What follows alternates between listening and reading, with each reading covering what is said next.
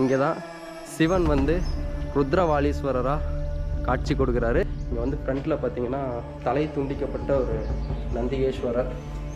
இங்கே ஒரு கருவறை இருக்குங்க. இதுலேயுமே பார்த்தீங்கன்னா 3 கருவறைகள் செதுக்கப்பட்டிருக்கு. இது வந்து பிரம்மா, சிவன், விஷ்ணு. கண்டிப்பாக அதில் பாராட்டி ஆகணும்.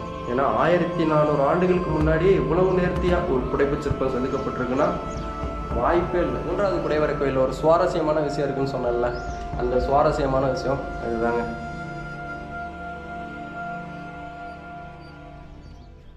கைஸ், 2வது குடைவரை கோயிலை வந்து நம்ம எக்ஸ்ப்ளோர் பண்ணியாச்சு. நெக்ஸ்ட்டு 3வது குடைவரை கோயிலை வந்து போய் பார்ப்போம்.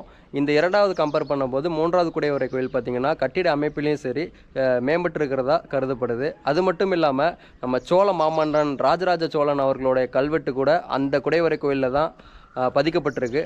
வாங்க அதை போய் நம்ம எக்ஸ்ப்ளோர் பண்ணி பார்க்கலாம். கிட்டத்தட்ட வந்தாச்சுங்க. இதாங்க 3வது குடைவரை கோயிலோட என்ட்ரன்ஸ். இங்கேயும் வழக்கமான ஒரு அறிவிப்பு பலகை இந்திய தொழில்துறை மூலமாக. இதுதாங்க இந்த 3வது குடைவரை கோயில். பல மன்னர்கள் இங்கே வர்றதுக்கான மிக முக்கியமாக காரணமாக அமைஞ்ச குடைவரை கோயில். இந்த கோயில் தான் ஓரளவுக்கு முழுமை பெற்றிருக்கு. இங்கே தான் சிவன் வந்து ருத்ரவாலீஸ்வரராக காட்சி கொடுக்குறாரு. எனக்கு ரொம்ப பிடிச்ச குடைவரை கோயிலும் இதுதான். ஏன்னா அந்த காலத்தில் பாருங்கள் பெயிண்டிங் ஒர்க்லாம் பண்ணியிருக்காங்க இந்த குடைவரை கோயிலில். பாருங்கள், இதுதான் ஃப்ரண்ட் வியூவு. கிட்டத்தட்ட ஒரு 4 முழு தூண்கள், ஒரு 4 அரை தூண்கள் செதுக்கப்பட்டிருக்கு. அது மட்டும் இல்லாமல் தமிழனுடைய அந்த எண்கணித அறிவை பார்த்து ரொம்ப பிரமிப்பாக இருக்குது. ஏன்னா அந்த தூண்கள் மூலியமாக வந்து அப்ளை பண்ணியிருக்காங்க பார்த்தீங்களா. அதில் தன்னோட திறனையை பாருங்கள். ஃபஸ்ட்டு வந்து சதுரம், எண்கோணம், சதுரம், 4 ஃபேஸ் கொண்ட அந்த சதுர அமைப்பு, 8 முகங்கள் கொண்ட அந்த எண்கோணம் அமைப்பு கொண்ட ஒரு தூண்கள் வந்து செதுக்கப்பட்டிருக்கு பார்த்தீங்களா. போதிகை அமைப்போட உத்திரத்தோட சன்சீல்டுங்க. நம்ம இந்த மழை துளியெல்லாம் வந்துச்சுன்னா அப்படியே கீழே உள்ளே போகாமல் கீழே இங்கே வெளியே விழுகிற மாதிரி. என்ன ஒரு அறிவாற்றல் பார்த்தீங்களா பல்லவர்களோட சிற்பிகளோட திறமையை. அது மட்டும் இல்லாமல் பாருங்கள், தெரியும் நினைக்கிறேன், பெயிண்டிங் ஒர்க் போயிருக்குங்க. அந்த காலத்துலேயே பெயிண்டிங் பண்ணியிருக்காங்க. இது வந்து வெண்சாந்து அப்படின்னு சொல்லுவாங்க. அந்த பெயிண்டிங்கை பச்சை கலரு, சிவப்பு கலர் வந்து யூஸ் பண்ணியிருக்காங்க. எப்படி எடுத்தாங்கன்னு தெரியல, ரொம்ப அற்புதமாக இருக்குங்க. இது ஃபுல்லாக வந்து பண்ணப்பட்டிருக்கு பெயிண்டிங். பார்த்தீங்கன்னா கோயிலோட ஃப்ரண்ட்டில் பார்த்தீங்கன்னா ஒரு தலை துண்டிக்கப்பட்ட நந்திகேஸ்வரர் இருக்கார். இது வந்து அடுத்தடுத்த படையெடுப்பில் வந்து சிதிலமாக்கப்பட்டிருக்கலாம் அப்படின்னு சொல்லப்படுது. அவங்க பார்க்கவே ரொம்ப இதாக இருக்குங்க. சிவன் இருக்கிற இடத்துல கண்டிப்பாக நந்திகேஸ்வரர் இருப்பார். ஆனால் தலை துண்டிக்கப்பட்ட நிலைமையில் இருக்கார். ஓகே, இங்கே பாருங்கள், இது வந்து சிவனோட ஆவுடை. சிவன் வெளியே இருந்திருக்காருன்னு நினைக்கிறேன். இங்கே ஒரு சிலை அமைப்பு இருக்குது, விஷ்ணுவோடதுன்னு நினைக்கிறேன். விஷ்ணு பகவானோட இருக்குன்னு நினைக்கிறேன். விஷ்ணு இல்லைன்னா பிரம்மாவோட இதுன்னு நினைக்கிறேன். எல்லாமே சிதிலமாக்கப்பட்டிருக்கு. பாருங்க, இங்கே ஒரு கருவறை இருக்குங்க. இதுலேயுமே பார்த்தீங்கன்னா 3 கருவறைகள் செதுக்கப்பட்டிருக்கு. இது வந்து பிரம்மா, சிவன், விஷ்ணு 3 பேர்த்துக்கு வந்து செதுக்கப்பட்டிருக்கிறதா தொழில்துறை ரெக்கார்ட்ஸ் மூலியமாக தெரிய வருது. பாருங்கள், துவார பாலகர்கள். ஒவ்வொரு கருவறைக்கும் 2 துவார பாலகர்கள். இந்த துவார பாலகர் பார்த்தீங்கன்னா தாடியில் இருக்குங்க. ஆமாம், வந்து பெரிய கொண்டை, ருத்ராட்சா போட்ட கொண்டை, தாடியோட அழகிய ஒரு புடைப்பு சிற்பமாக செதுக்கப்பட்டிருக்குங்க. ரொம்ப அருமையாக இருக்குது. 2 பக்கமும் இருக்குது. கண்டிப்பாக அதில் பாராட்டி ஆகணும். ஏன்னா 1400 ஆண்டுகளுக்கு முன்னாடியே இவ்வளவு நேர்த்தியாக ஒரு புடைப்பு சிற்பம் செதுக்கப்பட்டிருக்குன்னா வாய்ப்பே இல்லை. பல்லவர்களோட கலைத்திறன் எங்கேயோ இருந்திருக்குங்க. ஓகே, அந்த நம்ம லெஃப்ட் சைட்லேயே பார்த்தீங்கன்னா நான் சில சுவாரஸ்யமான விஷயங்கள் இருக்குதுன்னு சொன்னேன்ல, அதில் இந்த இது ஒன்றுங்க. இது என்னன்னா, இது ஒரு கல்வெட்டு. 1ஆம் பராந்தக சோழன் அவர்களுடைய கல்வெட்டு தெரியுதுங்களா. இது வந்து வட்டெழுத்துக்கள், அதாவது சோழர்களோட வட்டெழுத்துக்கள், தமிழ் வட்டெழுத்துக்களால் செதுக்கப்பட்டிருக்கு. இதில் பார்த்தீங்கன்னா இந்த கோயிலுக்கு வந்து நன்கொடை அளித்த ஒரு வந்து அடையாளத்தை வந்து இது குறிப்பிடுது. சில விஷயங்களை 1ஆம் பராந்தக சோழன் வந்து இந்த கோயிலுக்கு கொடுத்த நன்கொடைகள் எல்லாத்தையும் வந்து இந்த கல்வெட்டுகள் வந்து சொல்லப்படுது. அடுத்ததாக நம்ம சிவனை போய் தரிசனம் பண்ணிடலாம் வாங்க. இங்கே பார்த்தீங்களா, அந்த ஃபஸ்ட்டு கருவறையில் இந்த துவாரபாலகர் தாடி வச்சுருந்தார். இதில் வந்து காதுகள் பெருசாக இருக்குது இந்த துவாரபாலகர்களுக்கு.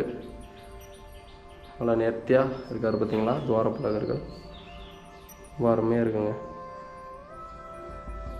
ஓகே, பக்கத்துலேயே நம்ம ஈசனுங்க கருவறையில் எவ்வளோ அழகாக இருக்கார் பார்த்தீங்களா. 1400 ஆண்டுகளாக காத்திருந்து இன்றைக்கி நம்ம வந்து எக்ஸ்ப்ளோர் பண்ணுறதுக்கு வெயிட் பண்ணியிருக்காரு. ரொம்ப அருமையான ஒன்று. ஓம் நம சிவாய. அந்த ஷேடோ பார்த்தீங்களா, வெளியே இருக்க அந்த ஒளி பாருங்கள், கரெக்டாக சிவன் பேக்ட்ராப்பில் விழுவுது. இல்லை சத்தியமாக ஒரு மிராக்கல் தான். பின்னாடி கருவறை பாருங்கள், ஃபுல்லாக இதாக இருக்குது. கருவறைக்கு பின்னாடி இந்த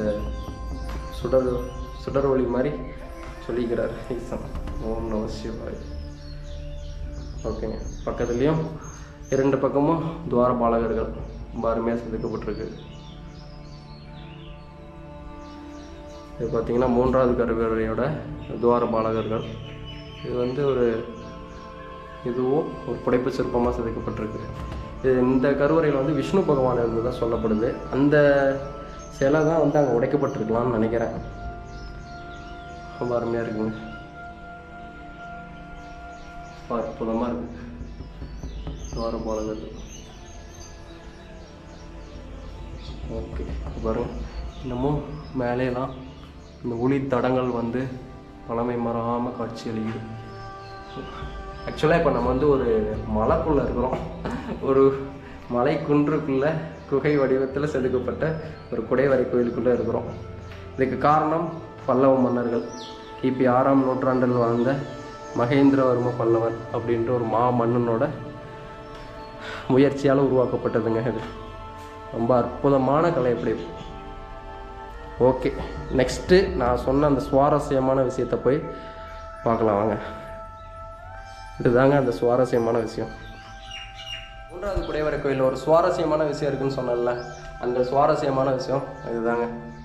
பல்லவர்களோட குடைவரை கோயிலில் நம்ம சோழ மாமன்னன் ராஜராஜ சோழன் அவர்களுடைய கல்வெட்டு ரொம்ப பிரமிப்பாக இருக்குல்ல.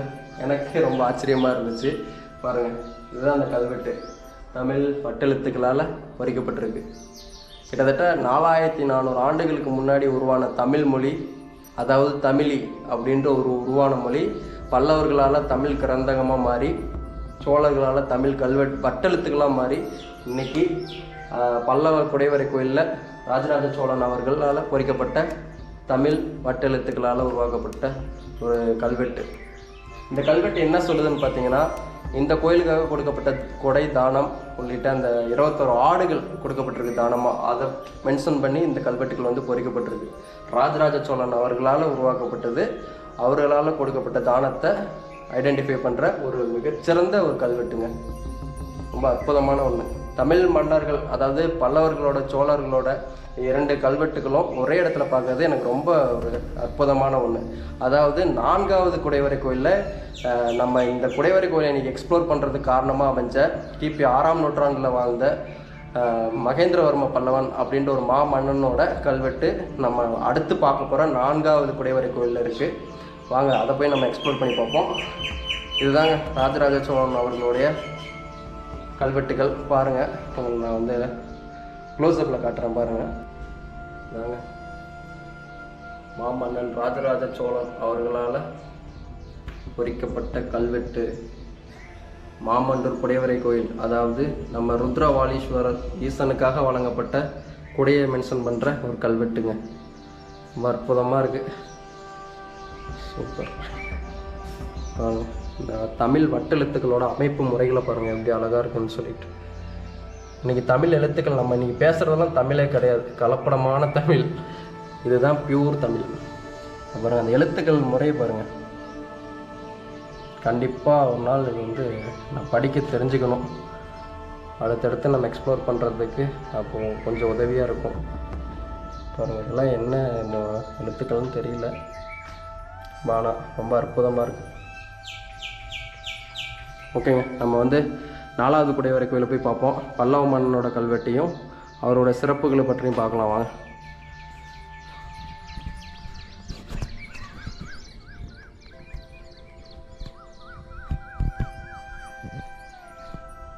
இதுதாங்க 4வது குடைவரை கோயில்.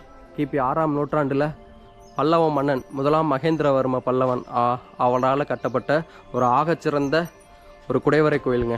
மற்ற 3 கம்பேர் பண்ணும்போது இந்த குடைவரை கோயில் பார்த்திங்கன்னா கட்டிடக்கலையில் வந்து மிக நேர்த்தியாக கட்டப்பட்டிருக்கு. அதாவது கட்டிடக்கலை மேம்பட்டுருக்கு, அவங்களோட பல்லவ சிற்பிகளோட கலைத்திறன். அதை நீங்கள் நேரில் பார்த்தாலே தெரியுங்க. பாருங்கள், ஒவ்வொரு தூண்கள்லையுமே அதற்கான சுவடுகள் தெரியுது. சக்கரங்கள் பாருங்கள் மிக நுணுக்கமாக செதுக்கப்பட்டிருக்கு. மற்ற 3 கோயில்லையும் வந்து பார்த்திங்கன்னா தூண்கள் அமைப்பு முறையிலையும் பார்த்திங்கன்னா முற்று பெறாமல் இருக்குது. ஆனால் இதில் வந்து முழுமையாக முற்று பெற்றிருக்கு. அங்கே அதை போய் மேலே போய் எக்ஸ்ப்ளோர் பண்ணி பார்க்கலாம். அருமையாக இருக்குங்க. இங்கே பாருங்கள், மொத்தம் 2 முழு தூண்கள் இருக்குது. இது 2 முழு தூண்கள், 2 அரை தூண்கள். இது வந்து அரை தூண்கள். பாருங்கள், இந்த டிசைன்ஸ்லாம் கொடுத்துருக்காங்க பார்த்தீங்களா? அந்த 3 கம்பேர் பண்ணும்போது ரொம்ப அருமையாக இருக்குது. இது வந்து போதிகை அமைப்பு. எங்கள் வீட்லேயுமே இந்த போதிகை அமைப்பு டிசைன் இருக்குங்க நுழைவாயிலெலாம். பாருங்கள், ரொம்ப அற்புதமாக சக்கரங்கள் மாதிரி ரொம்ப நேர்த்தியாக நுணுக்கமாக செதுக்கப்பட்டிருக்கு. ரொம்ப அற்புதமாக இருக்குங்க. அற்புதமான ஒன்று. இந்த இடத்துல தான் நம்ம பல்லவ மன்னன் மகேந்திரவர்ம பல்லவனோட தமிழ் கிரந்தக மொழியில் பொறிக்கப்பட்ட கல்வெட்டு இருந்திருக்கு. இது வந்து சிதிலமாக்கப்பட்டிருக்குங்க. அது அந்நிய படையெடுப்புகளா இல்லை அடுத்தடுத்து படையெடுப்புகளால் வந்ததான்னு தெரியல, விளைவுகளான்ட்டு. ஆனால் அந்த சுவடுகள் வந்து முழுமையாக அழைக்க முடியல. பார்த்தீங்களா, நீங்கள் அங்கே 3வது குடைவரை கோயிலில் பார்த்த ராஜராஜ சோழனோட கல்வெட்டுகள்லையும் பல்லவ மன்னனோட இந்த கல்வெட்டுகள்லையும் டிஃப்ரென்ஷியேட் தெரியும். பார்த்தீங்களா, அந்த மொழி அமைப்பில், அந்த செதுக்கப்பட்ட அமைப்பில். இதுதாங்க தமிழ் கிரந்தக மொழி. நம்ம அங்கே பார்த்தது தமிழ் கல்வெட்டு, தமிழ் வட்டெழுத்துக்கள். சாரி, இதுதான் தமிழ் கிரந்தகம். ரொம்ப நேர்த்தியாக இருக்குது பாருங்கள். பல்லவ மன்னனோட இந்த கோயிலோட சுவடுகள், அவர் கொடுத்த தானம் கொடை ரிலேட்டடாக அந்த கல்வெட்டு மென்ஷன் பண்ணுது. காலத்தால் அழியாத சுவடுங்க. 1400 ஆண்டுகளுக்கு பிறகும் மகேந்திரவர்ம பல்லவனோட பெருமைகளை இன்றைக்கி பேச வச்சுருக்குன்னா அது பல்லவ சிற்பிகளோட ஒரு மாபெரும் அழியா புகழுக்கு வழிவகுத்து இருக்குது. ரொம்ப அருமையாக இருக்குது இந்த கோயில். இந்த இடத்துல பார்த்திங்கன்னா இந்த குடைவரை கோயில் ஒரு கோயிலோட ஃப்ரண்ட் ஃபேஸ் மாதிரியே இது வந்து செதுக்கப்பட்டிருக்குங்க. குடைவரை கோயிலில் ஒரு கோயில். ரொம்ப அருமையாக இருக்குது. ஒரு சின்ன படிக்கட்டு. இந்த இடத்துல வந்து சிலை அமைப்புகள் இருந்திருக்கு. சிலைகள் அது வந்து காலப்போக்கில் காணாமல் போயிருக்கு. என்ன சன்னதி இருந்திருக்குன்னு தெரியல. ஒருவேளை விஷ்ணு பகவானாக கூட இருந்திருக்கலாம். ரொம்ப அருமையாக இருக்குங்க. இன்னமும் தெய்வம் வாழ்ந்த அந்த வாசம் இன்னமும் அந்த கருவறையை விட்டு போகலன்னு தான் சொல்ல முடியும். ரொம்ப அருமையாக இருக்குங்க இந்த நுழைவாயிலில் இருக்கும்போது. பல்லவனோட மூச்சுக்காற்று பரவிய இந்த குடைவரை கோயில் காலம் முழுக்க அழியாத ஒரு சுவடாக இருக்குங்க. இதுதாங்க தொண்டை மண்டலத்தை ஆட்சி செஞ்ச பல்லவனோட ஆட்சி பகுதி. அவனுடைய பிளேஸில் இன்றைக்கி நம்ம எக்ஸ்ப்ளோர் பண்ணிகிட்ருக்கோம். இந்த மாதிரி குன்றுகள் தான் பல்லவனுக்கு வந்து மிகப்பெரிய ஒரு பெருமை சேர்த்துருக்கு. பாறைகளும் மலைகளும் தான் பல்லவனுக்கு ஒரு ஆகச்சிறந்த ஒரு ஐடென்டிட்டி கொடுத்துருக்கு. அவனோட திறமை இந்த உலகறிய செஞ்சுருக்கு. ஓகேங்க. மலைகளையும் குன்றுகளையும் தன்னுடைய கலைத்திறன் மூலியமாக ஆகச்சிறந்த படைப்புகளாக உருவாக்கி தமிழுக்கும் தமிழனுக்கும் காலம் கடந்து பெருமை சேர்த்த பல்லவர்களுக்கு இந்த தலைமுறையோட நன்றி நான் தெரிவிச்சுக்கிறேன். நெக்ஸ்ட் ஒரு தரமான கண்டென்ட்டில் மீட் பண்ணுறேன். மிக்க நன்றி.